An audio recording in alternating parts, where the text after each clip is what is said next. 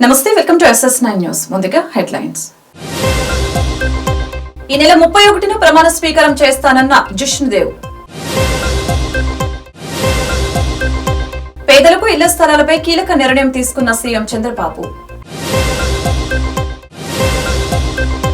కేరళలో కొండ చర్యలు విరిగిపడి 19 మంది దుర్మరణం. హత్యాయత్నం ఘటనలో FBI ముందుకు డొనాల్డ్ ట్రంప్. తనకు ప్రధాని నరేంద్ర మోదీ, తెలంగాణ ముఖ్యమంత్రి రేవంత్ రెడ్డిల నుంచి ఫోన్ కాల్స్ వచ్చాయని, దీంతో తాను తెలంగాణ గవర్నర్ గా బాధ్యతలు స్వీకరించబోతున్నట్లు తెలిసిందని రాష్ట్ర నూతన గవర్నర్ జిష్ణుదేవ్ వర్మ తెలిపారు.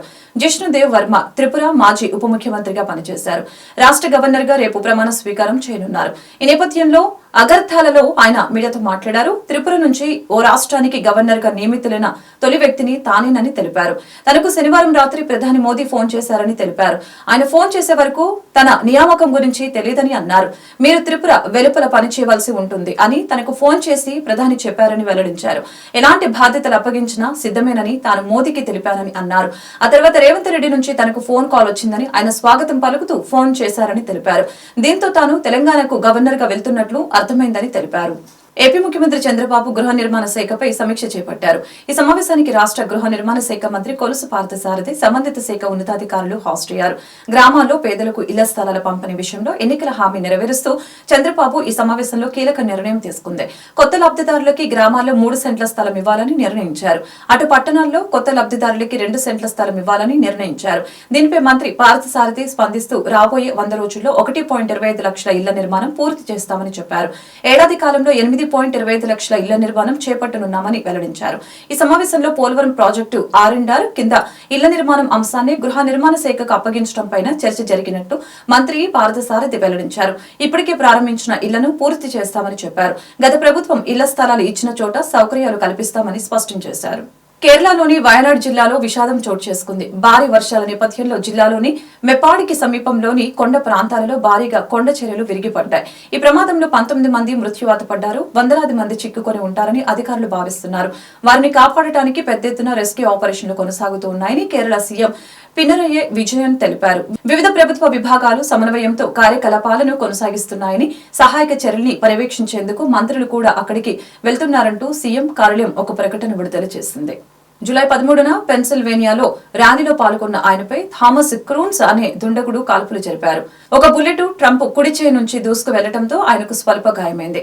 అయితే ఈ హత్యాయత్నం ఘటనపై అధికారులు కోరే వివరాలు తెలిపేందుకు డొనాల్డ్ ట్రంప్ అంగీకరించారు. ఈ మేరకు ఆయన విచారణకు హాజరు కానున్నారని FBI తెలిపింది. కాగా నేర పరిశోధనలో భాగంగా బాధితులతో మాట్లాడటం FBI ప్రోటోకాల్ గా ఉంది. అందులో భాగంగానే ట్రంప్ హాజరు కానున్నారు. The attempted assassination of the former president was an attack on our democracy and our democratic process, and we will not and do not tolerate political violence of any kind, especially a despicable account of this magnitude. I would say these are relatively, again, keyword relatively crude devices themselves, but they did have the ability to be detonated remotely. And after FBI analyzed a laptop connected to the shooter, a discovery.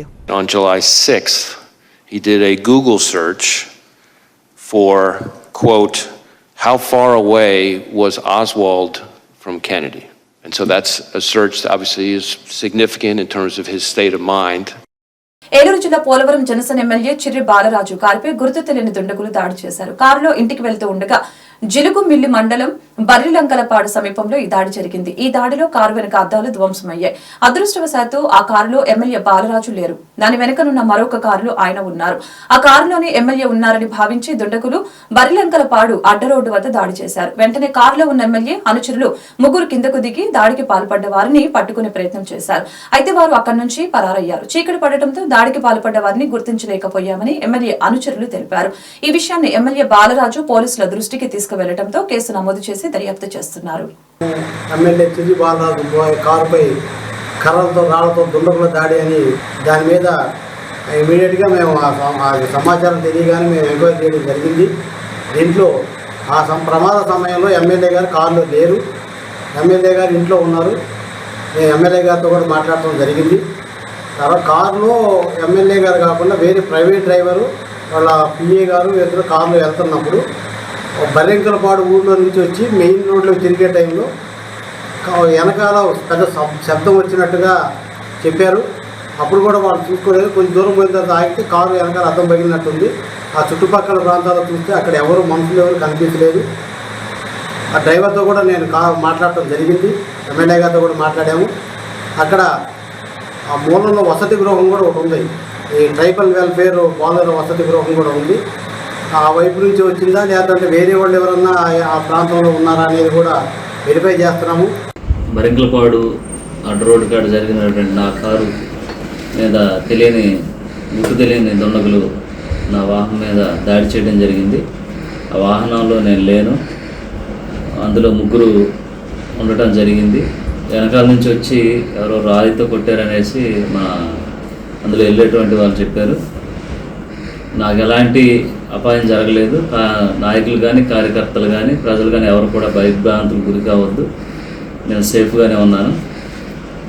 అలాగే ఈ దాడి చేసినటువంటి వారిపై మేము తప్పకుండా చర్యలు తీసుకోవడం జరుగుతుంది. ఎవరు కూడా భయభ్రాంతులకు గురి కావద్దని మరొకసారి తెలియజేస్తాం. విశాఖ వెంకోజీపాలెం మెడికవర్ ఆసుపత్రిలో మంటలు చెలరేగాయి. గ్రౌండ్ ఫ్లోర్ బ్యాటరీ రూమ్ లో ఈ ఘటన జరిగింది. మంటలు దాటికి దట్టమైన పొగ కమ్ముకుంది. 2 ఫైర్ ఇంజిన్లతో ఫైర్ సిబ్బంది మంటల్ని అదుపు చేశారు. ఎటువంటి ప్రాణాపాయం కాలేదని ఆసుపత్రి యాజమాన్యం తెలిపారు. ఘటనా స్థలానికి పోలీసులు చేరుకొని దర్యాప్తు చేపట్టారు. హాస్పిటల్లో స్మోక్ వచ్చిందని లైట్గా మా టీమ్ ఐడెంటిఫై చేశారు సార్. ఫైర్ ఫైటింగ్ టీమ్ మాకు ఇన్వాల్వ్ ఉంది. సో సేఫ్టీ కోసం ఫైర్ డిపార్ట్మెంట్కి కూడా ఇన్ఫార్మ్ చేశాము. ఐడెంటిఫై చేసిందంటే యూపీఎస్ రూమ్లో షార్ట్ సర్క్యూట్ బ్యాటరీ అయిందని అది ఫైర్ అయితే కంటైన్ అయిపోయింది సార్. పైకి ఏమీ రాలేదు.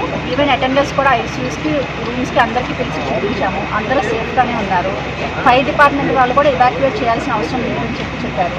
ఓన్లీ ఏంటంటే బ్యాటరీ వల్ల స్మోక్ ఎక్కువ వచ్చింది, అంతే తప్ప ఎవరికి కూడా హాని కానీ ఏమీ జరగలేదు. ఇవాక్యువేషన్ కూడా చేయడం అవసరం లేదని ఫైర్ డిపార్ట్మెంట్ వాళ్ళు క్లియర్గా చెప్పారు. సో అదే ఒకసారి ఎందుకంటే మన 2 హాస్పిటల్స్ కూడా ఉన్నాయి, అంతా రెడీగా ప్రిపేర్గా ఉన్నాము. బట్ ఎవరు కూడా ఇవాక్యువేట్ చేయాల్సిన అవసరం లేదు. చిన్నది కాబట్టి వాళ్ళు సేఫ్టీ కోసం కంట్రోల్ స్మోక్ని కంట్రోల్ చేస్తున్నారు సార్. అనేది ఫైర్ అయితే ఏం లేదు సార్. కొంచెం లోపల పెడదాం అనుకున్నాను. ఇందులో చిన్న స్మోక్ వచ్చింది. ఫైర్ అయిందని నేను అనుకున్నాను. ఇందులో నేనేమో బైక్ తీసి లోపల పెడదాం అనుకున్నా. ఇంట్లో ఇది అయింది. ఓన్లీ -1లో బైక్స్ ఉంటాయి, పైనేమో కార్స్ ఉంటాయి. ఈ -1 ఈ 0లో మాత్రమే ఇది జరిగింది. ఇందులో నేను బయట వచ్చే లోపల పెడదాం అనుకునేసరికి బైక్ స్మోక్ వచ్చింది కదా నాగా చూస్తే ఇప్పుడు మొత్తం ఫైర్ అంతా ఆపారు. ఓకే, పైన పేషెంట్ ఏమవునా నాకున్నా నేను ఇప్పుడు అక్కడి నుంచి అలా వచ్చాను. నేను అయిన తర్వాత అక్కడి నుంచి అలా వచ్చాను. మానవతా స్వచ్ఛంద సేవా సంస్థను ఆదర్శంగా తీసుకుని ప్రజలు స్వచ్ఛందంగా సేవా కార్యక్రమాలలో పాల్పంచుకోవాలని ప్రముఖ సేవా తత్పరులు తాళ్ల వెంకటేష్ యాదవ్ గారు కోరారు. జూలై 29వ తేదీన మానవతా స్వచ్ఛంద సేవా సంస్థ ఆధ్వర్యంలో శ్రీమతి సయింపు శ్రావణి గారి సౌజన్యంతో కళ్యాణి రోడ్డు నందుగల ఉదయశ్రీ ఓల్డ్ ఏజ్ హోమ్ లో వృద్ధులకి చిరుల పంపిణీ కార్యక్రమంలో వారు పాల్గొని మానవత చేపడుతున్న పలు సేవా కార్యక్రమాలను సమర్థవంతంగా నిర్వహిస్తున్న సభ్యులకి అభినందనలు తెలిపారు. సంస్థ అధ్యక్షులు కొమ్మలపాటి శ్రీనివాసరావు మాట్లాడుతూ దాతల సహకారంతో సభ్యుల సమన్వయంతో రాష్ట్ర వ్యాప్తంగా మానవత చేపడుతున్న కార్యక్రమాలను తెలియజేశారు. నాకు అత్యంత సన్నిహితులు, చిరకాలం నుండి స్నేహానికి మంచి గౌరవించేటువంటి వ్యక్తి, మానవతా సేవా సంస్థ అధ్యక్షులు, మరి వారితో పాటు ఉన్నటువంటి వారి మిత్రులు, ఈ యొక్క సంస్థ సభ్యులు, ఈరోజు ఈ యొక్క ఉదయశ్రీ వృద్ధాశ్రమంలో కొమ్మాలపాటి శ్రీనివాసరావు గారి యొక్క మిత్రులు నారసింహరావు గారి వారి కోడల యొక్క పుట్టినరోజు సందర్భంగా వీళ్ళంతా కూడా మానవతా సేవా సంస్థ ఏదైతే ఉందో వీరి యొక్క ఆలోచన విధానము 10 మందికి సహాయం చేయాలి, పేదవారందరికీ మేము అండగా ఉందామనే వారి యొక్క అందరి ఆలోచన ఒకటే కావటం వల్లనే వారందరూ కూడా ఈరోజు మరి ఇలాంటి మంచి మానవతా స్వచ్ఛంద సేవా సంస్థ ఆ పేరులోనే ఒక మానవత్వాన్ని తీసుకొచ్చినటువంటి గొప్పవారు వీరందరూ. మరి అలాంటి పేరు మీద శ్రావణి గారి పుట్టినరోజు సందర్భంగా మరి ఇక్కడ ఉన్నటువంటి ఎవరైతే పేదవారి యొక్క ఆశ్రమం పొందుతూ ఉన్నారో మరి వారికి అందరికీ కూడా చాలా మంచి ఖరీదైనటువంటి శారీస్ వారందరికీ కూడా ఇవ్వడం జరిగింది. మరీ ముఖ్యంగా ఈ యొక్క సంస్థ గురించి మీకు తెలియజేయాలి. ఎందుకంటే నేను చాలా చోట్ల వింటూ ఉన్నాను, చూస్తూ ఉన్నాను కూడా. మానవతా స్వచ్ఛంద సేవా సంస్థ అది కొమ్మాలపాటి శ్రీనివాసరావు గారి యొక్క ఆధ్వర్యంలో వారి మిత్ర బృందం వారి సభ్యులతో చైర్మన్ పావులూరు రమేష్ గారి యొక్క నాయకత్వంలో అనేక కార్యక్రమాలు చేయడం జరిగింది. చూసాం, పేద విద్యార్థులకి ల్యాప్టాప్లు ఇవ్వటము, అతి పేద కుటుంబంలో ఉన్నటువంటి చదువుకోవటానికి ఇబ్బంది కలిగినటువంటి వారికి ఆర్థిక సహాయం చేయటము, కొన్ని ఆశ్రమాల్లో వారికి కావాల్సినటువంటి ఆహార పదార్థాలు అందించటము, ఇలాగా అనేక రకాలుగా సహాయం చేస్తూ దానితో పాటుగా ఇవాళ ప్రపంచం మొత్తం కూడా గ్లోబల్గా కూడా ఒక పెద్ద సమస్యను ఎదుర్కొంటా ఉన్నాం. అదే పర్యావరణ సమస్య. దాని మీద కూడా వారు చాలా గొప్ప పని చేస్తూ ఉన్నారు. అనేక చోట్ల మొక్కలు నాటించడము. ఇవాళ మనం చూస్తూ ఉన్నాం, ఢిల్లీలో వెళ్తే కనీసం ఇంట్లో నుంచి బయటకు రాలేని పరిస్థితులను కూడా మనం చూస్తూ ఉన్నాం. సాయంత్రం 3 గంటలు 4 గంటల వరకు కూడా పొగలు. అలాంటి పరిస్థితుల నుండి వాళ్ళు బయటకు రావాలంటే ఇలాంటి పెద్దవారు పెద్ద మనసుతో అనేక మొక్కలు నాటి వాళ్ళందరినీ కూడా ఈ రాష్ట్రంలో ఉన్నటువంటి ప్రజలు స్ఫూర్తిగా తీసుకొని మరి మొక్కలు నాటించి ఈ యొక్క రాష్ట్రంలోనూ భారతదేశంలోనూ పర్యావరణాన్ని రక్షించాలని చెప్పి కూడా కోరుకుంటూ దానికి చేస్తున్నటువంటి వీరందరికీ కూడా నా తరఫున ధన్యవాదాలు తెలియజేస్తూ ఇలాంటి కార్యక్రమాలు చాలామంది చేయాలని చెప్పేసి వీరి స్ఫూర్తిని ఆధారంగా చేసుకొని చేయాలని చెప్పి మైనర్లు వాహనాలు నడిపితే కఠిన చర్యలు తప్పవని జలమూరు ఎస్ఐ మధుసూదన్ రావు తెలిపారు. శ్రీకాకుళం జిల్లా జలమూరు మండల కేంద్రంలో మైనర్లు అతివేగంగా వాహనాలు నడుపుతూ ప్రమాదానికి గురవుతున్న నేపథ్యంలో జిల్లా పోలీస్ యంత్రాంగం ప్రత్యేక దృష్టి సారించింది. ఈ మేరకు శనివారం చల్లవానిపేట కూడలి వద్ద ఎస్ఐ సిబ్బందితో కలిసి తనిఖీలు నిర్వహించి ట్రాఫిక్ నిబంధనల పట్ల అవగాహన కల్పించారు.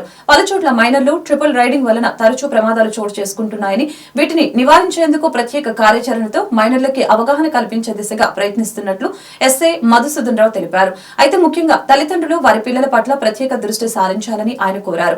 Triple riding, cell phone driving, మద్యం సేవించి వాహనాలు నడపడం వలన వారి ప్రాణాలకే ముప్పు కలుగుతుందని తెలిపారు. ఈ విషయాన్ని తల్లిదండ్రులు గుర్తుపెట్టుకోవాలని, ట్రాఫిక్ నియమ నిబంధనల్ని అతిక్రమిస్తే కఠిన చర్యలు తప్పవని మధుసూదన్ రావు తెలిపారు.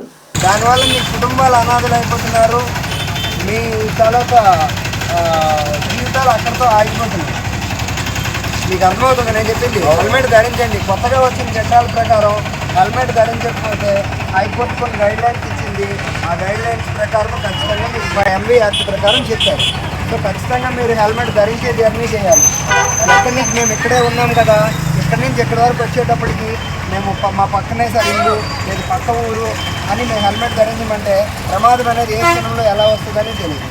సో దట్ హెల్మెట్ ధరించుకుంటే మీ ప్రమాదంలో అట్లీస్ట్ మీ హెడ్ అనేది తల అనేది రోడ్డుకి తగలకుండా ఉంటే ఆటోమేటిక్గా మీ ప్రాణాలు అనేవి సేవ్ అవుతాయి. తల తగిలిందంటే నేలకి ఆటోమేటిక్గా మన ప్రాణాలు పోతాయి. కొంతమంది బ్రెయిన్ డెడ్ అయిపోతుంది, కొంతమందికి పూర్తిగా కోమాలోకి వెళ్ళిపోతుంటారు. సో దట్ ఏమంటే మీరు తల అనేది చాలా ఇంపార్టెంట్ భాగం కనుక మనం వాహనాల పైన ఈ 2 వీలర్స్ పైన జర్నీ చేసేటప్పుడు హెల్మెట్ ధారణ అనేది చాలా ఇంపార్టెంట్. ఈ రోజుకైతే నేను మీకు ఫైన్ లైను అవేర్నెస్ కల్పించాలనే ఉద్దేశంతోనే మిమ్మల్ని అందరినీ ఆపాను. రేపటి నుంచి ఎవరైనా సరే హెల్మెట్ ధరించండి. మీరు హెల్మెట్ విలువ 1000 రూపాయలు అయితే మీకు హెల్మెట్ ధరించకపోతే వేసే ఫైన్ మాత్రం 2000 రూపాయలు పడుతుంది. దయచేసి 2000 కట్టే కన్నా 1000 రూపాయలు పెట్టి హెల్మెట్ కొనుక్కోవడం మంచిదే కాదు. ఏది మంచి అంటారు? కృష్ణా జిల్లాను రాష్ట్రంలో అగ్రస్థానంలో నిలపవలసిన ఆవశ్యకత ఉందని అవనిగడ్డ ఎమ్మెల్యే మండలి బుద్ధప్రసాద్ గారు తెలిపారు. శనివారం మచిలీపట్నంలో ఉమ్మడి కృష్ణా జిల్లా పరిషత్ సర్వసభ సమావేశం జరిగింది. ఈ సమావేశంలో ఎమ్మెల్యే బుద్ధప్రసాద్ గారు మాట్లాడారు. గతంలోనూ కృష్ణా జిల్లా రాష్ట్రంలో అగ్రగామిగా ఉండేదని తెలిపారు. సమిష్టి కృషితో జిల్లాను అభివృద్ధి పదంలో నడుపుతామని తెలిపారు. రాష్ట్ర విభజన అనంతరం కృష్ణా జిల్లాను అన్ని రంగాల్లో మరింత బలోపేతం చేసుకోవాల్సిన ఆవశ్యకత ఉందని తెలిపారు. ప్రధానంగా సాగునీటి రంగాన్ని పటిష్టపరుచుకుందామని అన్నారు.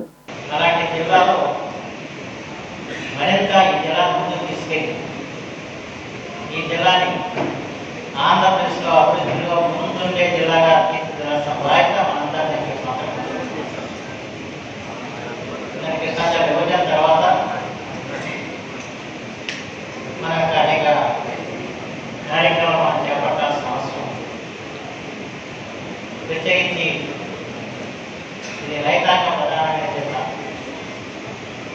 అందుకే బ్రిటిష్ వారు మనకి సరాసరి కాకినాడ నుండి చార్లెస్ రోడ్ నుండి ఈ కృష్ణ ఆనకట్ట కట్టి మొట్టమొదటి ప్రాంతాన్ని రావడం చేశారు. తిరుమలలో భక్తుల రద్దీ పెరిగింది. నేడు శ్రీవారి సర్వదర్శనానికి భక్తులు 12 కంపార్ట్మెంట్లలో వేచి ఉన్నారు. టోకెన్ లేని భక్తులకి శ్రీవారి సర్వదర్శనానికి 8 నుంచి 12 గంటల సమయం పడుతోంది. శ్రీవారిని 65,874 మంది భక్తులు దర్శించుకుని మొక్కులు చెల్లించుకున్నారు. 23,782 మంది భక్తులు స్వామివారికి తలనీలాలు సమర్పించారు. నిన్న శ్రీవారి హుండీ ఆదాయం 4.48 కోట్ల రూపాయలు వచ్చినట్లు టీటీడీ వెల్లడించింది. బంగారం వెండి ధరలు తగ్గాయి. దేశ రాజధాని ఢిల్లీలో 22 క్యారెట్ల 10 గ్రాముల బంగారం ధర 63,350 రూపాయలు ఉండగా 24 క్యారెట్ల 10 గ్రాముల బంగారం ధర 69,100 రూపాయలుగా ఉంది. హైదరాబాద్, విజయవాడలో 22 క్యారెట్ల 10 గ్రాముల బంగారం ధర 63,250 రూపాయలు ఉండగా 24 క్యారెట్ల ధర 68,950 రూపాయలుగా ఉంది. వెండి ధరలు తగ్గాయి. ఢిల్లీలో కిలో వెండి ధర 84,500 రూపాయలు ఉంది. హైదరాబాద్, విజయవాడలో కిలో వెండి ధర 89,500 రూపాయల వద్ద కొనసాగుతుంది. వార్తలు ముగించే ముందు హెడ్లైన్స్ మరొకసారి. ఈ నెల 31న ప్రమాణ స్వీకారం చేస్తానన్న జిష్ణుదేవ్. పేదలకు ఇళ్ల స్థలాలపై కీలక నిర్ణయం తీసుకున్న సీఎం చంద్రబాబు. కేరళలో కొండ చర్యలు విరిగిపడి 19 మంది దుర్మరణం. హత్యాయత్నం ఘటనలో FBI ముందుకు డొనాల్డ్ ట్రంప్. ఈ వార్తలు ఇంతటితో సమాప్తం. మరొక బులెటిన్లో మళ్ళీ కలుద్దాం. చూస్తూనే ఉండండి SS9.